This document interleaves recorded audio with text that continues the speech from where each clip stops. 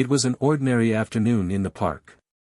The air was filled with laughter and the sound of children playing, the sun casting a warm golden glow on the scene. Amid the serenity, a teenage girl stood near the swings, a radiant smile on her face as she adjusted the delicate gold necklace resting on her collarbone. It wasn't just a piece of jewelry, it was a gift, a symbol of love and legacy passed down from her grandmother, a reminder of the strength and dignity of her family. But what started as a peaceful moment turned into something she could never have expected. "Hey, you! Come here!"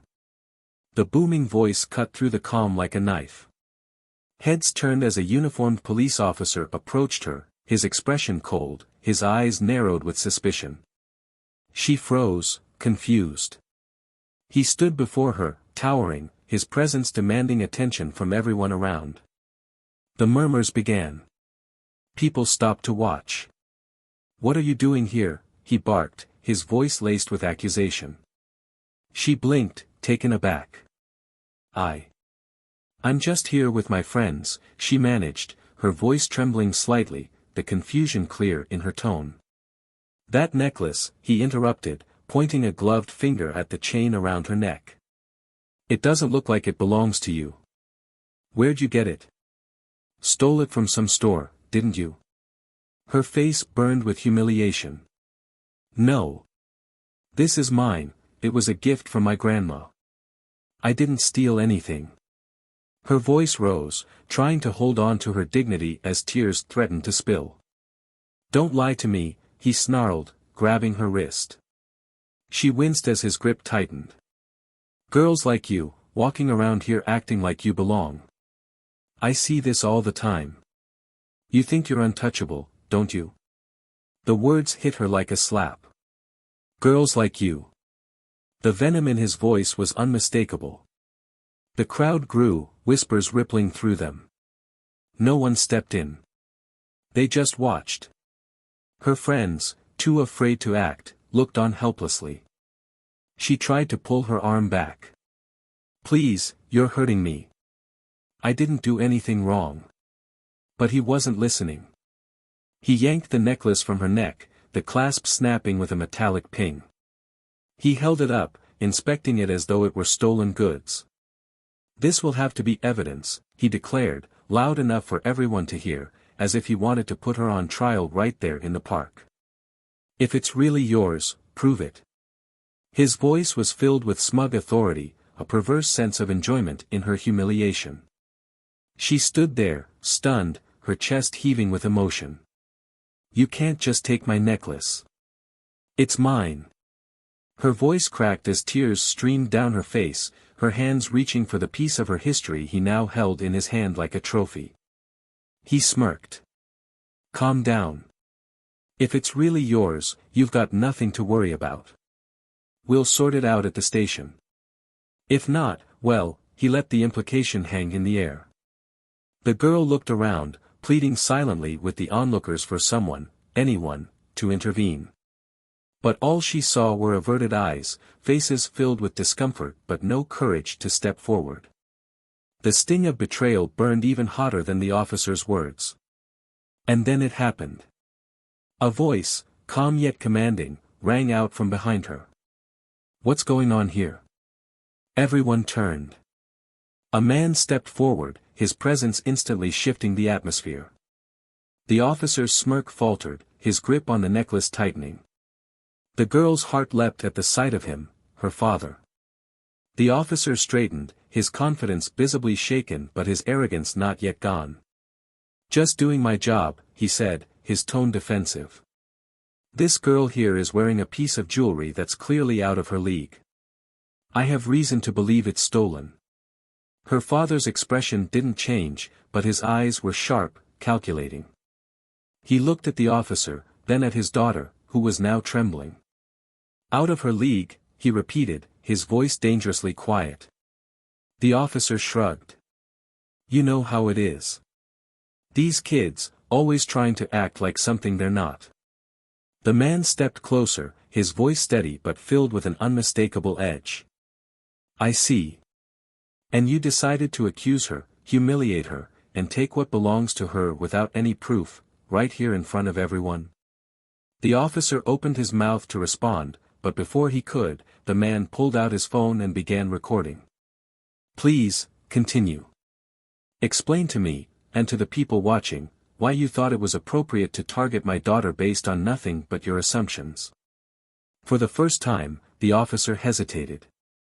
The confidence he'd wielded so boldly began to crumble under the weight of the father's calm authority.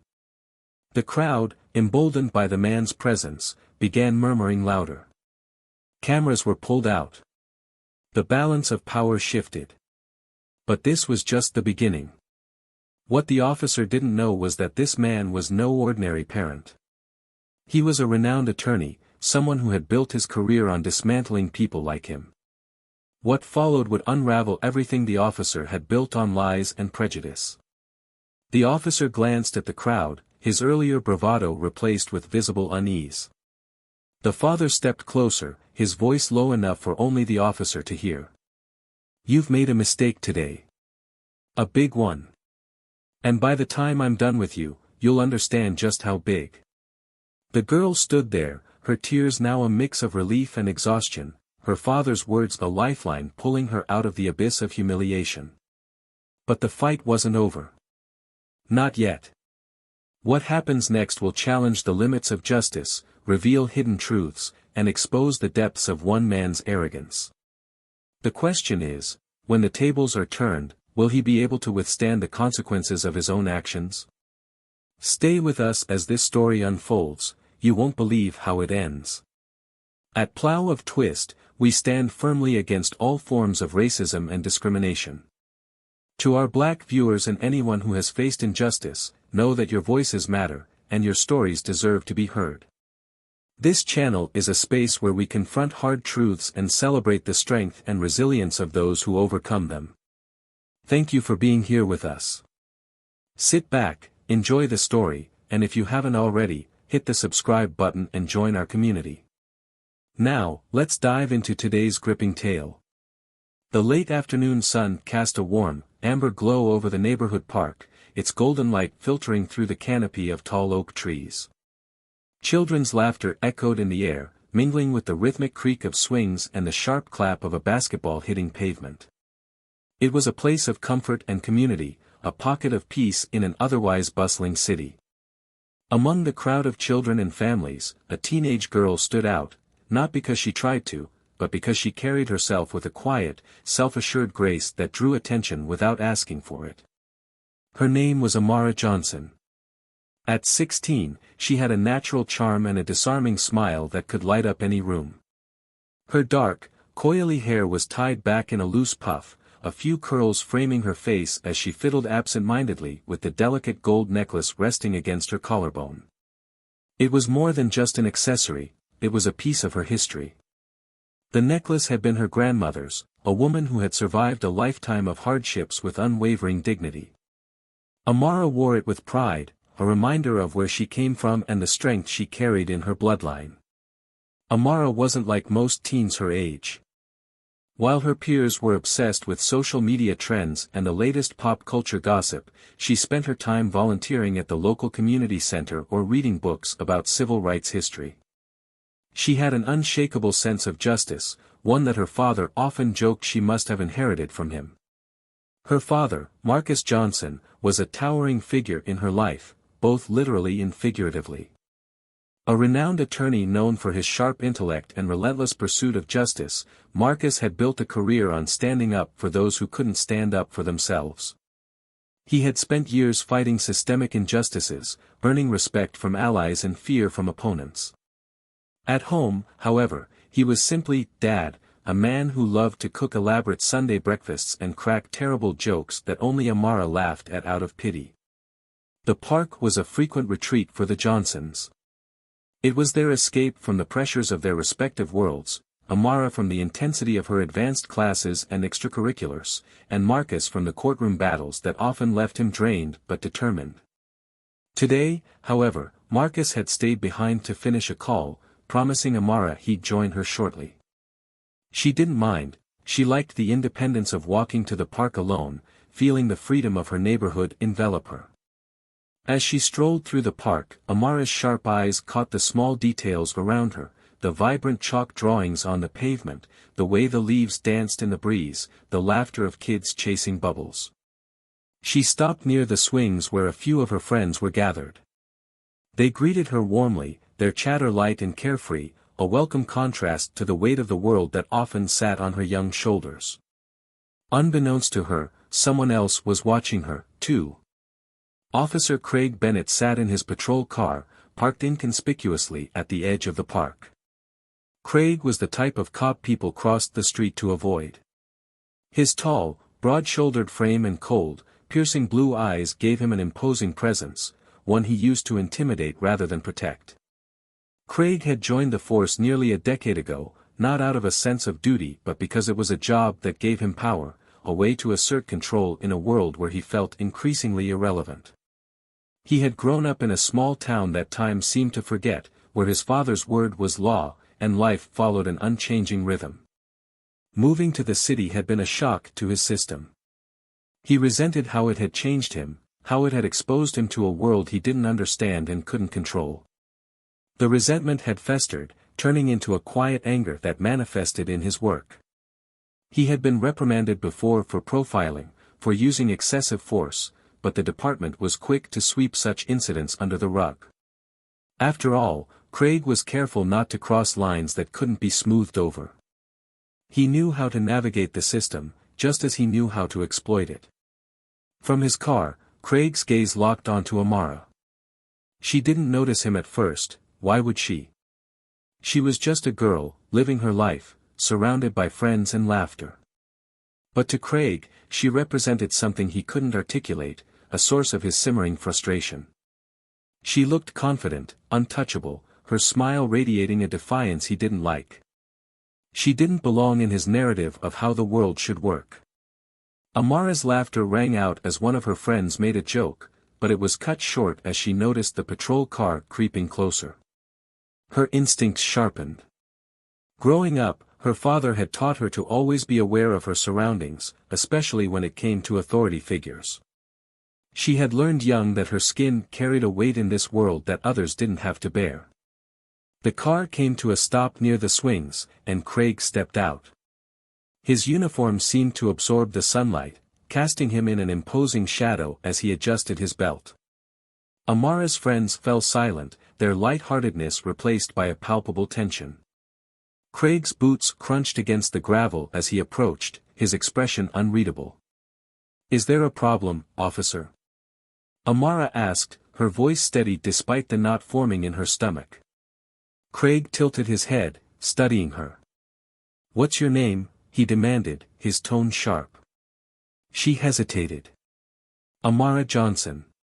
His eyes flicked to the necklace resting against her skin. "That's a nice necklace.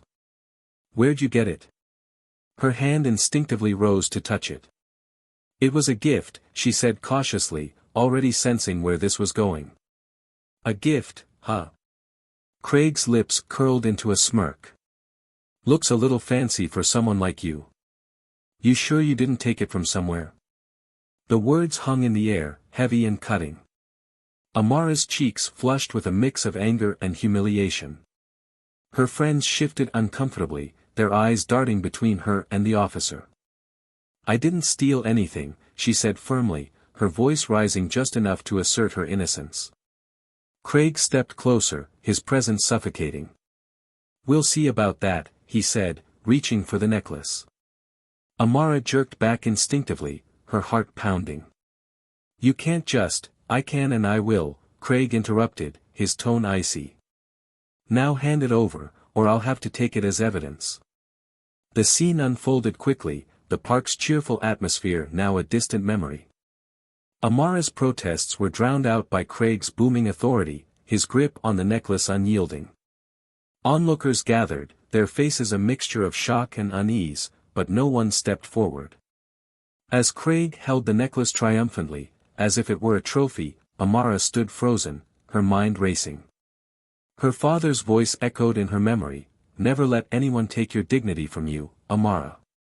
Stand tall, no matter what." But how could she stand tall in the face of this?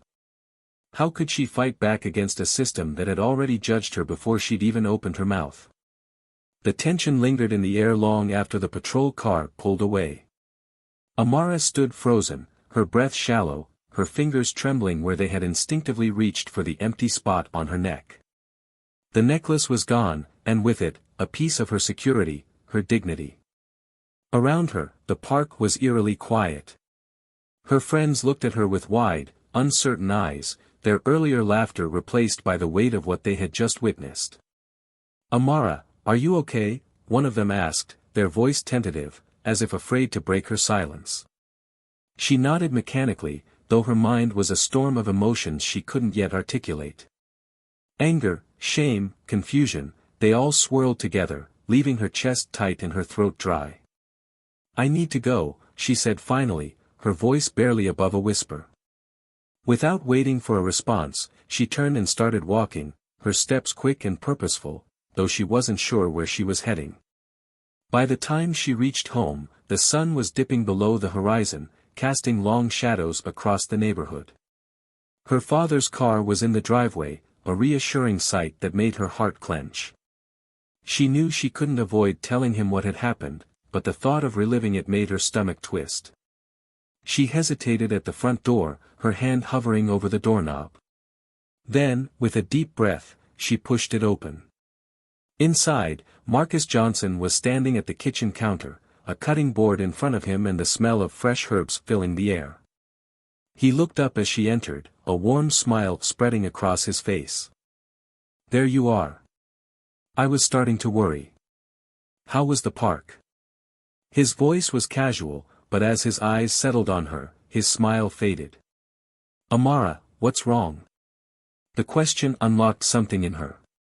The walls she had been holding up all the way home crumbled, and the tears she had been suppressing spilled over. She dropped her bag on the floor and collapsed onto a chair, burying her face in her hands. Alarmed, Marcus crossed the room and knelt beside her, his hands gently resting on her shoulders. "Amara, talk to me. What happened?" She took a shaky breath, her voice breaking as she recounted the events at the park. She told him everything, the officer, the accusations, the humiliation. When she got to the part about the necklace, her voice faltered, and she shook her head. "He just took it, Dad. He didn't care what I said, he just took it." Marcus listened in silence, his expression growing darker with each word. By the time she finished, his jaw was tight, and his hands had clenched into fists at his sides. He stood slowly, his movements deliberate, and reached for his phone. "Do you remember his name? Or his badge number?" Amara shook her head, wiping her eyes. "No, but he was wearing a name tag. Bennett, I think. Officer Craig Bennett." Marcus nodded, his face a mask of determination. "Okay. We're going to fix this, Amara. You hear me? We're not letting him get away with this." Amara looked up at him, a flicker of hope breaking through her despair. "What are you going to do?" He met her gaze, his voice firm. "I'm going to do what I do best. I'm going to fight." The next morning, Marcus was already in action. Calls were made, records were pulled, and within hours, he had more information on Craig Bennett than the officer would have liked anyone to know. It wasn't just the incident with Amara, Bennett had a history. Complaints of excessive force, allegations of racial profiling, minor infractions that had been brushed under the rug by a system designed to protect its own. Marcus studied every detail, his anger simmering as he pieced together a pattern of abuse. Meanwhile, Amara tried to go about her day, but the memory of the encounter weighed on her like a stone. At school, her friends avoided bringing it up, their attempts at normal conversation feeling forced and hollow. She could feel the judgment in the stares of those who had been at the park, the way their eyes lingered on her as if waiting for her to break down again. She hated it. She hated how powerless she had felt, how powerless she still felt. That evening, Marcus sat her down at the dining table, a stack of papers in front of him. "Amara, I've been doing some digging. This isn't the first time Bennett has crossed the line. He's got a record, and we're going to use it. But I need you to be strong for what's coming. This isn't going to be easy. She nodded, her resolve hardening. I'll do whatever it takes, Dad. I want him to know he can't treat people like that. Marcus smiled faintly, pride flickering in his eyes. That's my girl. The days that followed were a whirlwind of preparation. Marcus filed a formal complaint with the police department, detailing the incident and providing witness statements from those who had been at the park. He reached out to colleagues, journalists, and community leaders, rallying support for Amara's case. The story began to gain traction, spreading through social media and local news outlets. People were outraged, their voices joining the growing call for justice. But as the momentum built, so did the tension. Marcus knew the system he was up against. He knew how quickly it could turn, how it could twist the truth and vilify the victim.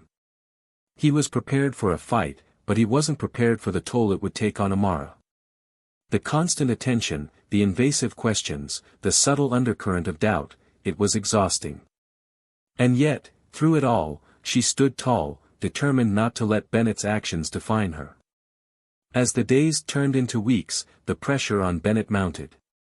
He had tried to downplay the incident, dismissing it as a misunderstanding, but the evidence against him was damning.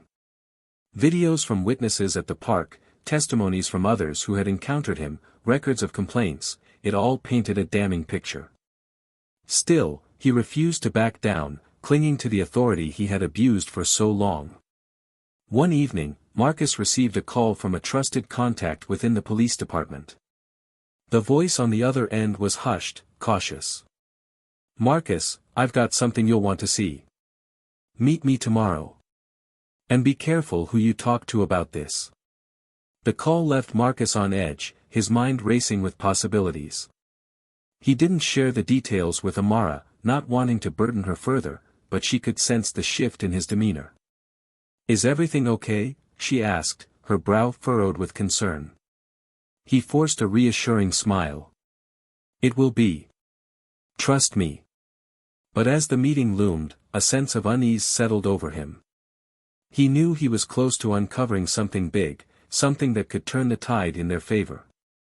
He just didn't know how far-reaching the consequences would be, or how high the stakes were about to become. The small meeting room in the back of the community center was quiet, its air heavy with anticipation. Marcus sat at the head of the table, his fingers steepled in front of him as he studied the stack of papers and a laptop screen glowing with damning evidence. Amara was seated beside him, her posture tense but composed, her eyes betraying a mixture of anger and resolve. Across the table sat Marcus's contact, a mid-level officer who had risked a great deal to meet him here tonight. The man's face was pale, his nervous glances toward the door a clear sign that this meeting wasn't sanctioned. This, the officer began, tapping the screen of Marcus's laptop, is everything you need to bury him. Complaints, body cam footage, incident reports that were never filed properly, even emails between him and his superiors showing they knew what he was doing but turned a blind eye. It's all here. Marcus leaned forward, his voice low and deliberate. And this information is verified? I can't go to court with speculation. The officer nodded, wiping his hands on his pants. It's real. I pulled it from internal records myself. Bennett's been protected for years. He's their guy for situations where they don't want to get their hands dirty. But this time, he went too far, and you've got him dead to rights. Amara's jaw tightened as she listened. He didn't just go too far. He's been doing this for years. To people like me. And no one did anything. Her voice carried a raw edge that silenced the room. Marcus placed a steadying hand on her shoulder, a silent acknowledgement of her pain. We're doing something now, Amara. This ends with him. The officer cleared his throat, his unease palpable. You need to move fast. If they find out this is out in the open, they'll try to shut it down. They might come after you. Marcus's gaze hardened. Let them. I'm not afraid of a fight. The officer hesitated, then nodded. I'll leave this with you. Be careful. With that, he slipped out of the room, leaving Marcus and Amara alone with the weight of what they now held. As they drove home, the silence between them was thick. Amara stared out the window, the city lights blurring into streaks of color. "Do you think it's enough?" she asked finally, her voice soft. Marcus didn't take his eyes off the road. "It has to be.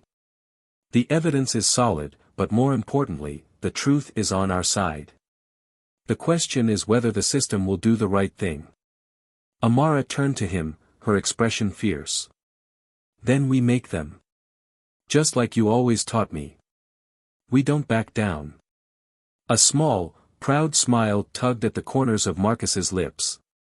"That's my girl." The next morning, Marcus contacted a trusted journalist he had worked with before, someone with a reputation for exposing corruption and a nose for a story that couldn't be buried. They arranged to meet at the journalist's office, a cramped but buzzing space filled with papers, whiteboards, and the constant hum of phones ringing. As Marcus laid out the evidence, the journalist's eyes widened, a mixture of shock and excitement playing across his face.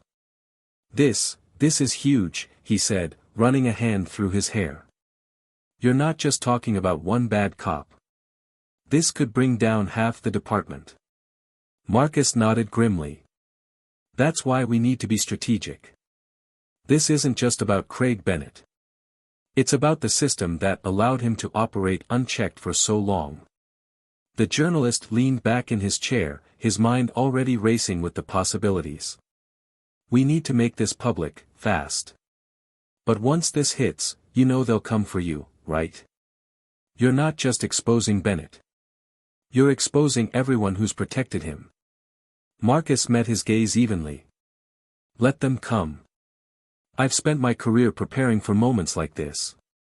That evening, as the story broke online, the response was immediate. Social media exploded with outrage, the hashtag Justice for Amara trending within hours. News outlets picked up the story, replaying the footage of Bennett's encounters with Amara and others, the pattern of abuse undeniable. Protests began to form outside the police department, voices rising in unison to demand accountability. Inside the Johnson household, the atmosphere was electric. Amara paced the living room, her phone buzzing constantly with messages of support from friends, classmates, and even strangers.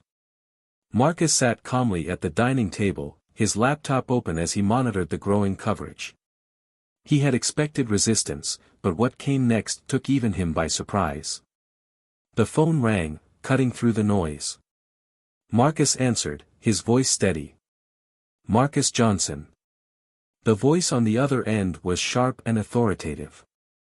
"Mr. Johnson, this is Deputy Chief Andrews. We need to speak about the allegations you've brought forward."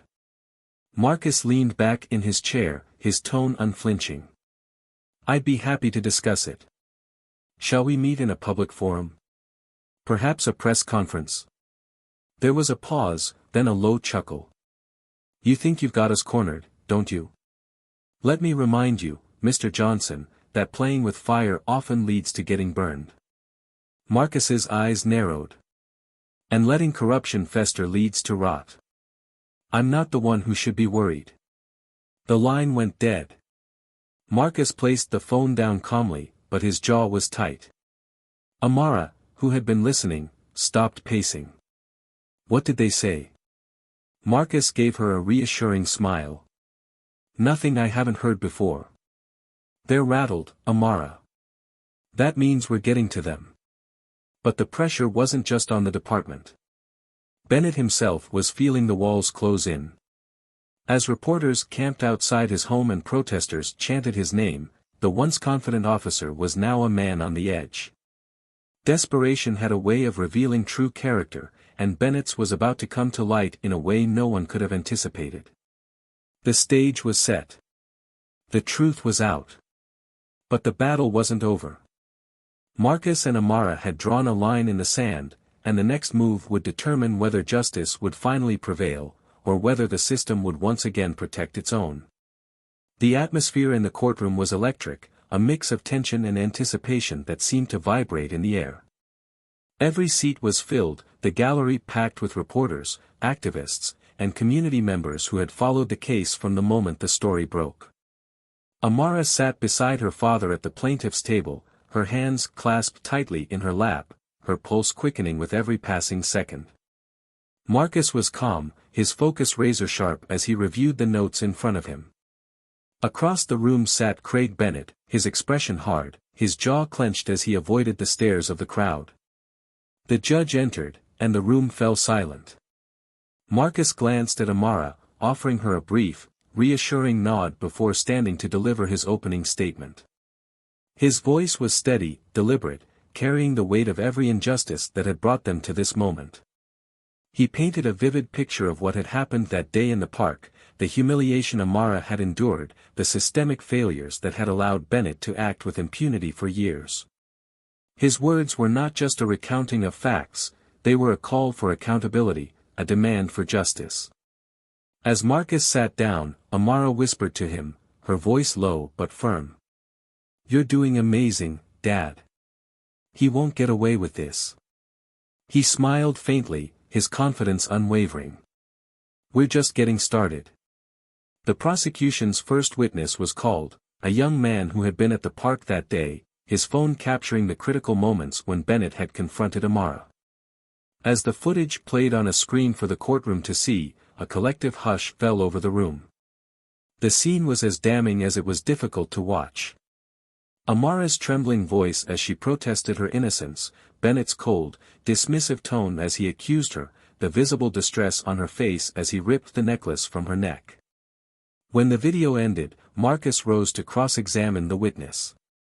"Thank you for your testimony," he began, his tone measured. "Can you confirm for the court that you captured this footage in real time, without editing or alteration?" The witness nodded. "Yes, sir. I recorded it as it happened." "And can you describe the reaction of the people in the park during this incident? What did you observe?" The young man hesitated, his voice faltering as he glanced at Amara. People were shocked. Some looked uncomfortable, but no one stepped in. It was, like they didn't know what to do.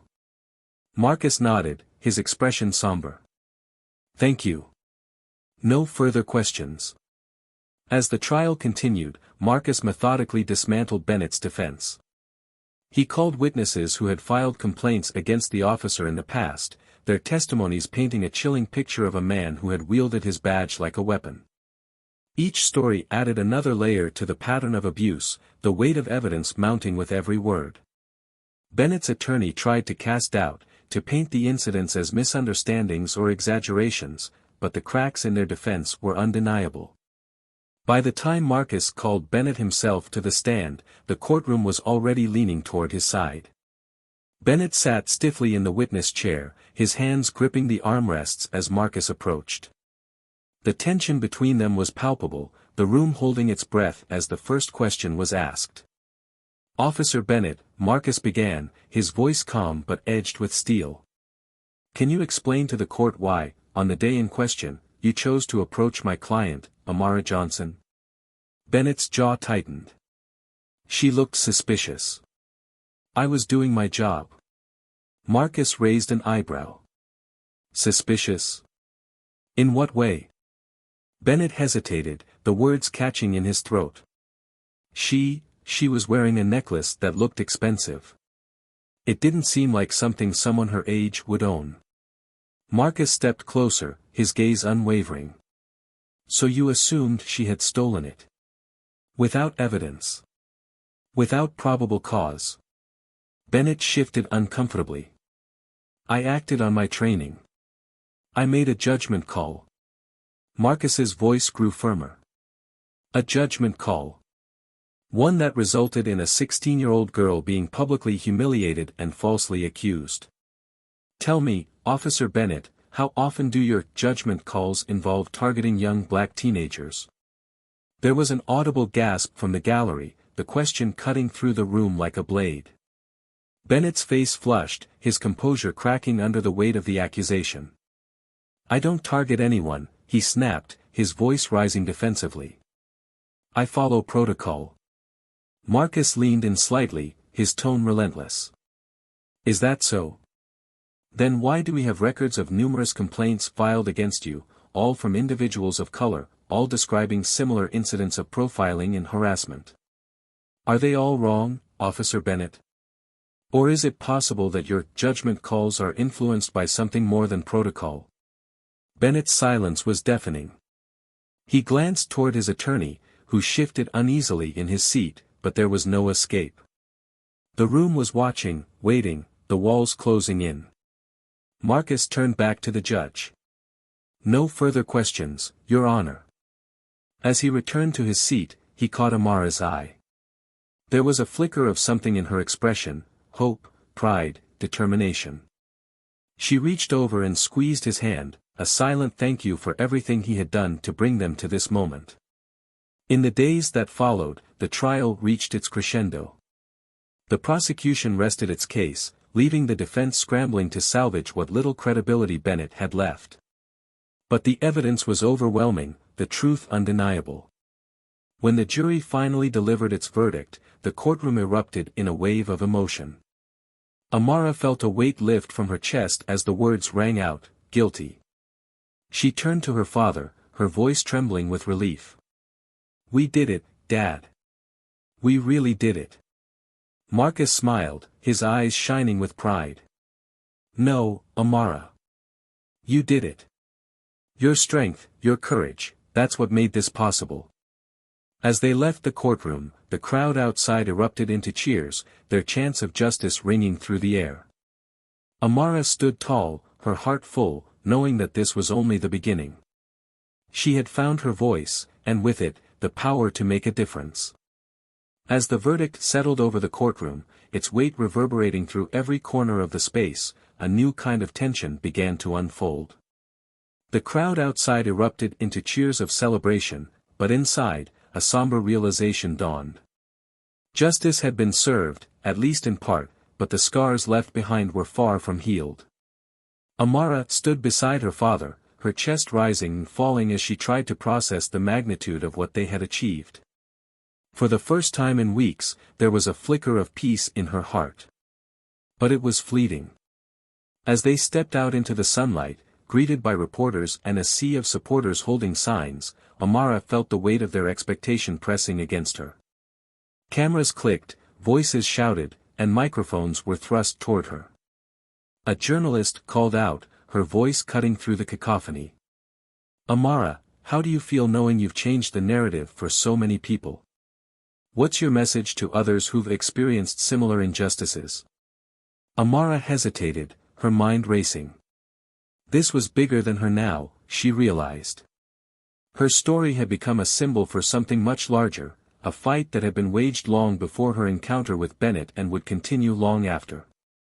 She met the journalist's gaze, her voice clear but soft. My message is that you don't have to stay silent. Even when it feels like no one is listening, your voice matters. And when we stand together, we're stronger than the systems that try to silence us. The crowd roared in approval, but Marcus gently guided her through the throng, his protective arm around her shoulder. You did great, he murmured as they climbed into the car. But don't forget to take a moment for yourself. This isn't just about the fight. It's about finding peace too. As the car pulled away, Amara stared out the window, her thoughts swirling. The trial was over, but the journey wasn't. She thought about Bennett, sitting in that courtroom, his defiance cracking under the weight of his exposure. What would happen to him now? Would he reflect on his actions, or would he simply grow more embittered, blaming the world for his downfall? The idea unsettled her. She didn't want him to disappear into the shadows, to become another unrepentant symbol of the system's rot. She wanted him to understand the pain he had caused, not just to her, but to countless others. That evening, back at home, the atmosphere was subdued. Amara sat on the couch, scrolling through messages of support on her phone, while Marcus worked in his office, tying up loose ends from the case. The hum of the television filled the room, a news anchor recounting the day's events with an air of triumph. But Amara's mind was elsewhere. She couldn't stop replaying Bennett's expression when the verdict was read, the flicker of fear, the anger, and something else she couldn't quite place. "Dad," she called out, her voice cutting through the stillness. Marcus appeared in the doorway, his tie loosened, his expression tired but attentive. "What's on your mind, sweetheart?" She hesitated, then set her phone down. "Do you think Bennett will ever understand what he did? I mean, really understand?" Marcus walked over, sitting beside her. He exhaled slowly, his gaze distant. "That's a hard question to answer. People like him, they build their lives on a foundation of entitlement and prejudice. Tearing that down isn't easy, and it's not something we can force. But sometimes, when the mirror is held up, when the consequences of their actions are too glaring to ignore, they start to see themselves differently." Amara frowned. "But what if he doesn't? What if he just keeps hating, keeps blaming everyone else?" Marcus placed a hand on her shoulder. "Then that's on him, not you. You've done your part, Amara. You stood up for yourself and for others. That's more than most people ever do. The rest is out of your hands." She nodded, though the unease lingered. She wanted to believe that people could change, that even someone like Bennett could learn and grow. But the reality of the world often felt less forgiving. The days that followed were a whirlwind of media attention, community meetings, and quiet moments of reflection. Amara began to see the ripples of her story in the world around her, conversations about systemic injustice sparked in classrooms, community leaders organizing initiatives to hold local authorities accountable, young people reaching out to share their own experiences of discrimination. It was overwhelming at times, but it also gave her a sense of purpose. One afternoon, as she was sitting on the front steps of their home, a car pulled up to the curb. Amara tensed, her pulse quickening, but the driver's door opened to reveal a familiar face, the journalist who had covered her story from the beginning. He approached cautiously, holding a small folder. "Amara," he said, his tone gentle, "I thought you might want to see this. It's about Bennett." She frowned, accepting the folder and flipping it open. Inside were documents, letters, transcripts, and notes from a psychological evaluation Bennett had undergone as part of his legal proceedings. The words leapt off the page, painting a picture of a man struggling with his own demons, a history of failure and bitterness that had warped into prejudice and abuse of power. Amara's hands shook as she read. She felt a pang of something unexpected, pity.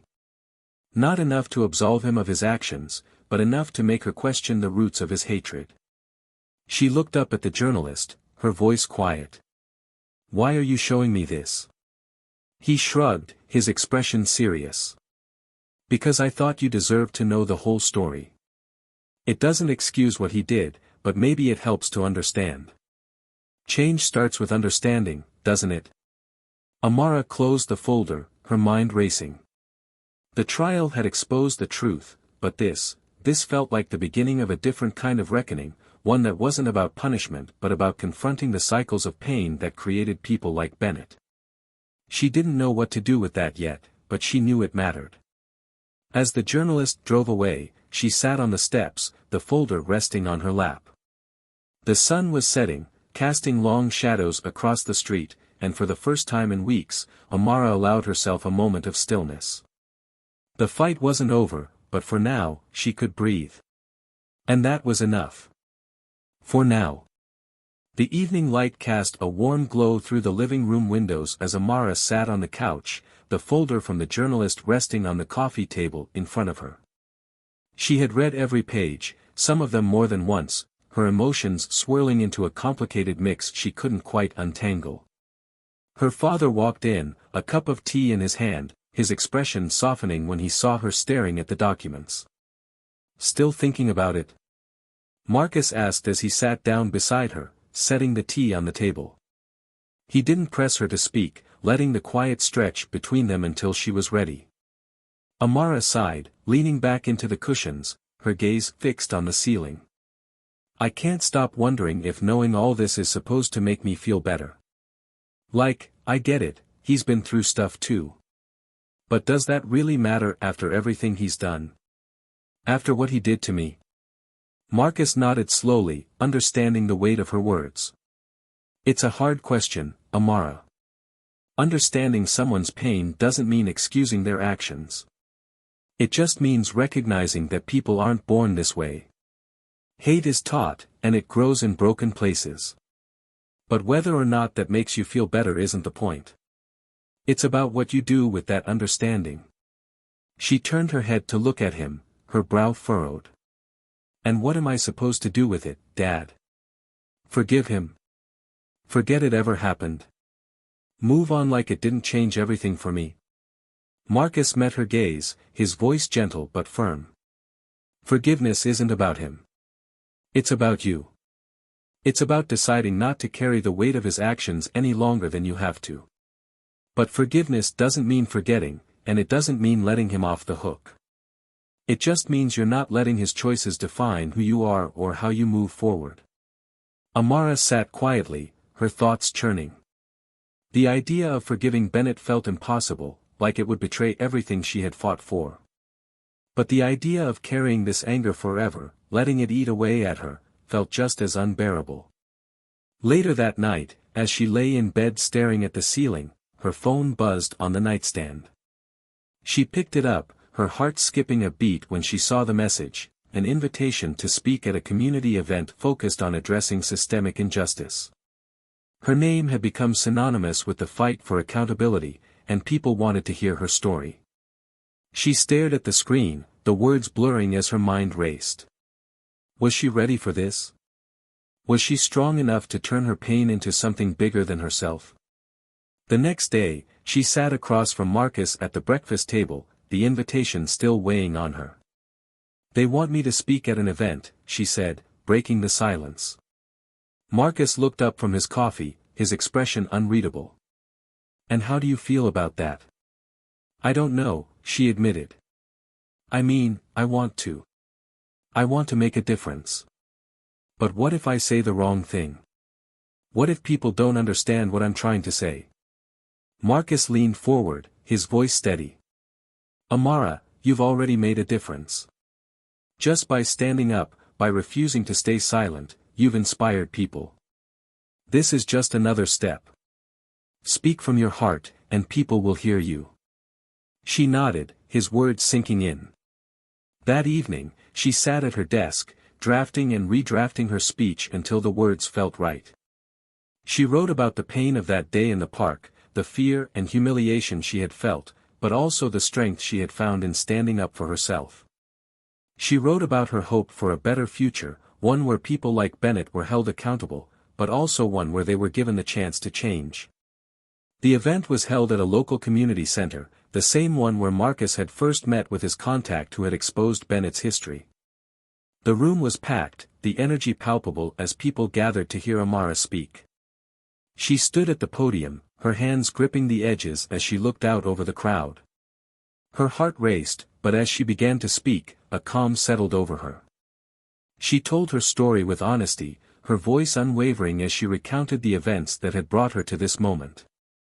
She didn't sugarcoat the pain, nor did she shy away from the complexity of what she had learned since.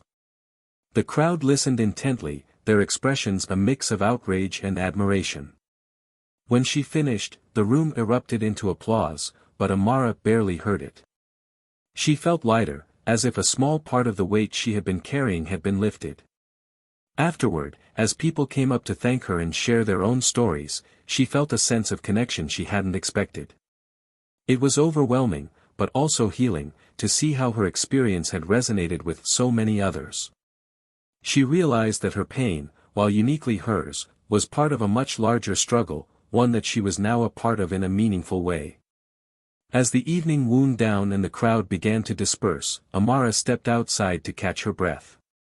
The night air was cool, a gentle breeze brushing against her skin.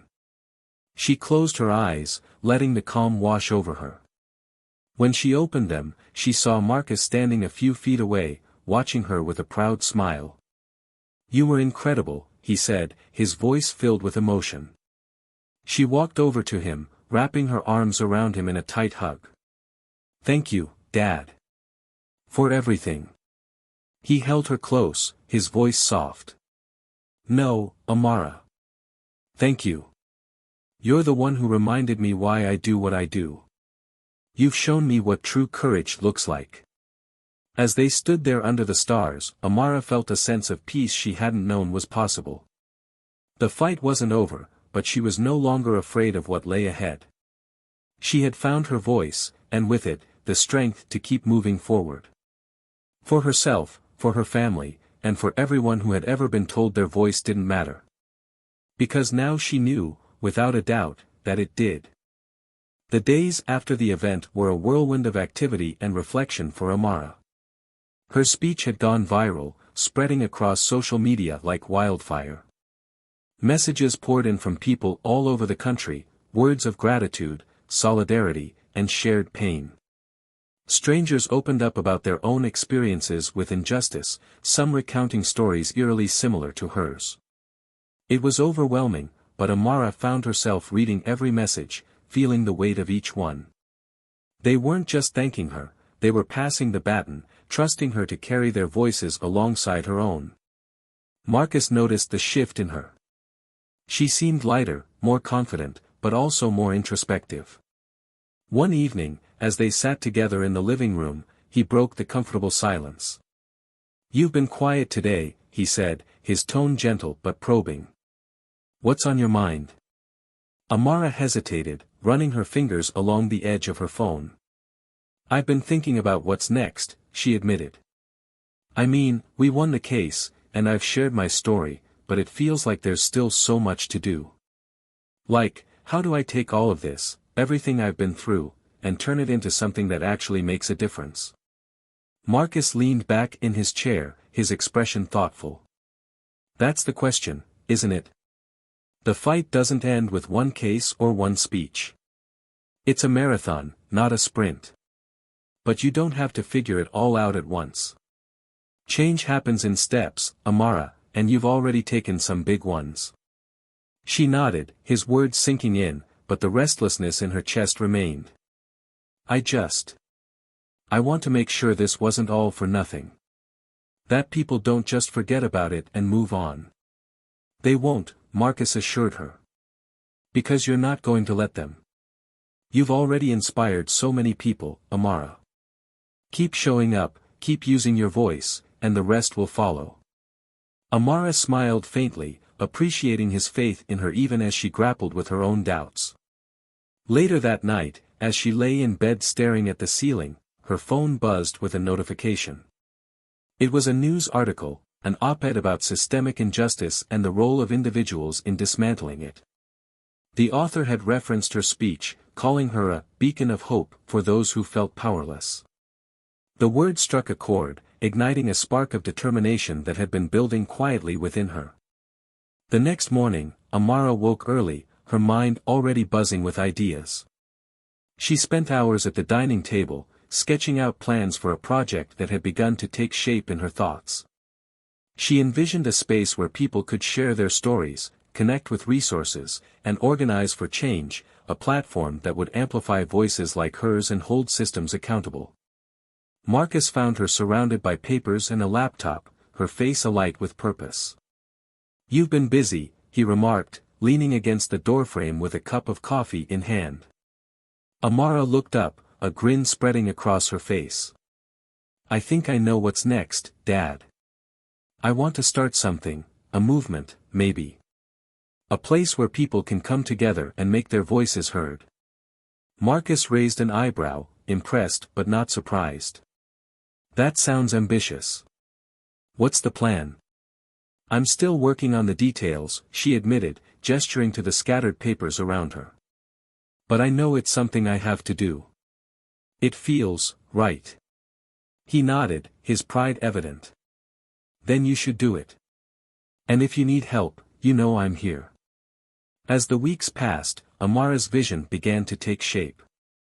With Marcus's guidance and support, she launched an online platform called Echoes of Change, a name that symbolized the reverberation of voices long silenced. The site quickly gained traction, drawing contributors from across the country. People shared their stories, offered resources, and organized events to demand accountability and reform. Amara was at the center of it all, her determination driving the platform's growth and impact. One day, as she was reviewing submissions for the site, an email caught her eye. It was from someone unexpected, Craig Bennett. The subject line read simply, "A letter I needed to write." Amara's heart raced as she hesitated, her cursor hovering over the email. Part of her wanted to delete it without reading, but curiosity, and something deeper, perhaps a lingering hope for closure, compelled her to open it. The email was long, the tone subdued and reflective.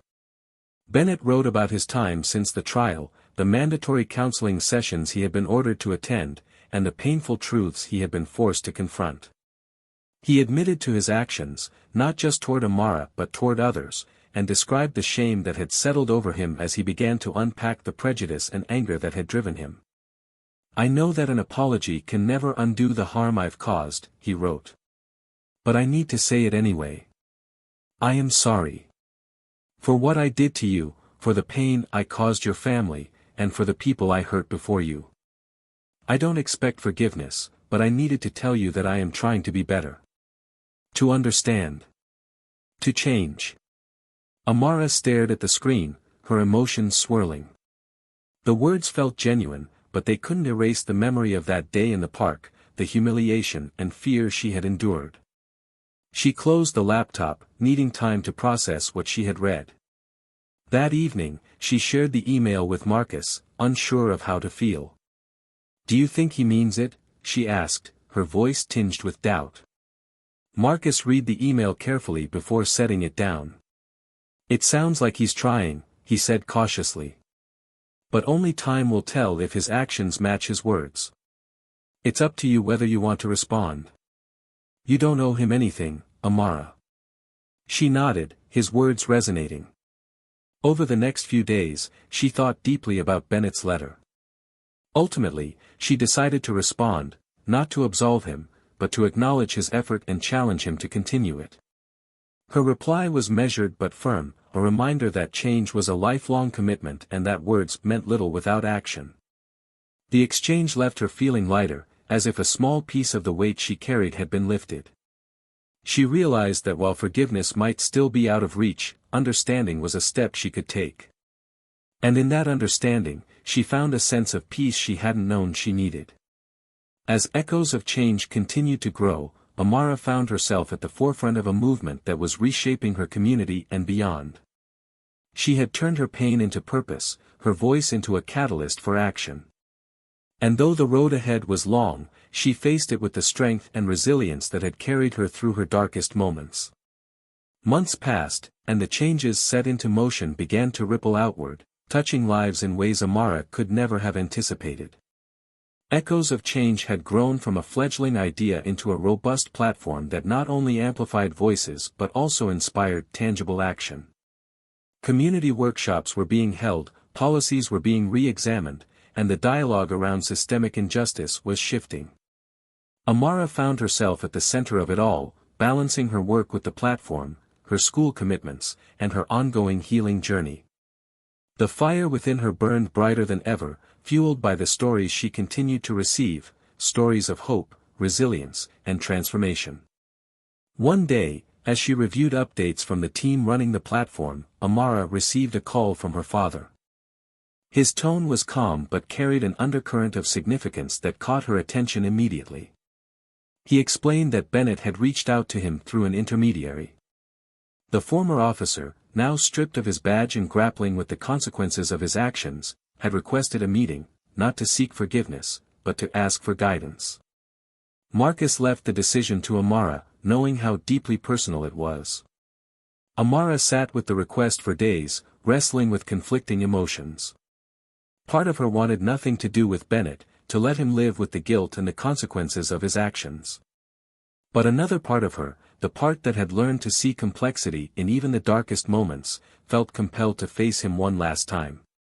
With her father by her side, she agreed. The meeting was held in a neutral space, a small, quiet room at a local community center. When Bennett walked in, the man who had once wielded his authority with arrogance now looked smaller, humbled by the weight of his actions. He hesitated at the door, his gaze darting nervously between Amara and Marcus, before stepping inside and sitting across from them. The silence was heavy, but Amara broke it with a steady voice. "Why are you here, Bennett?" He swallowed hard, his hands gripping his knees. "Because I needed to say this face to face. I needed you to hear it from me, not just in an email. I know I can't undo what I did to you, or to anyone else, but I'm trying to be better. And I wanted to thank you for not staying silent, for holding me accountable. You opened my eyes to things I should have seen a long time ago." Amara studied him, her expression unreadable. "It took losing everything for you to see it.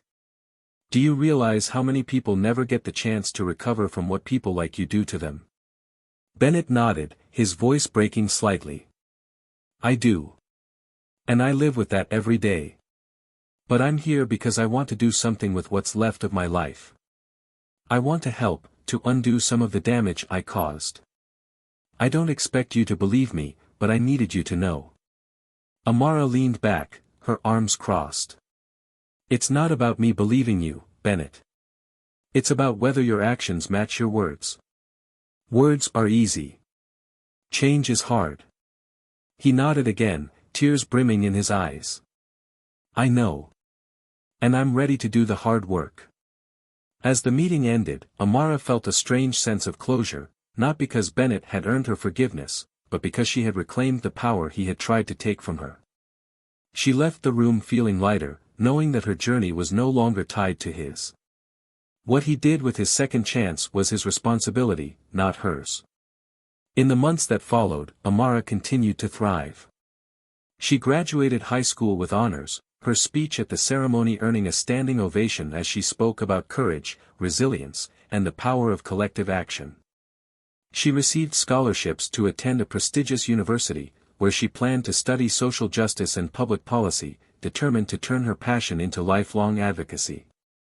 Marcus, too, found new purpose in his work.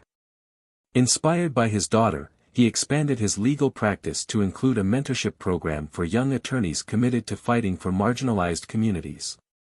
Together, they became a formidable team, each fueling the other's drive to create a more just world. And Bennett? He kept his word. Though he remained a divisive figure in the community, he began volunteering at the very community center where their paths had first crossed. He shared his story with others, not to absolve himself, but to warn others about the dangers of unchecked power and prejudice. His journey was far from over, but for the first time, he was walking a path toward redemption. As for Echoes of Change, it continued to grow, reaching national prominence and becoming a beacon of hope for those who felt silenced. Amara remained at its helm, her voice unwavering as she navigated the challenges and triumphs that came with leadership. She knew the road ahead was long, but she was ready to walk it, her strength rooted in the love and support of her family, her community, and the countless people who had joined her fight. Reflecting on this journey, one cannot help but think about the resilience of the human spirit. What does it take to stand up when the odds are stacked against you?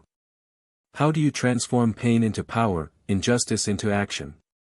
Amara's story reminds us that even in the darkest moments, there is light to be found, not in forgetting what hurt us, but in choosing to rise above it and demand better for ourselves and those who come after us. What do you think about Amara's journey? Have you ever faced a moment where you had to find the strength to stand up for what's right? Share your thoughts in the comments, we'd love to hear your story. And if this tale resonated with you, don't forget to like the video and subscribe to Tales of Twist for more stories that challenge, inspire, and remind us of the power within us all. Thank you for watching, and we'll see you in the next story.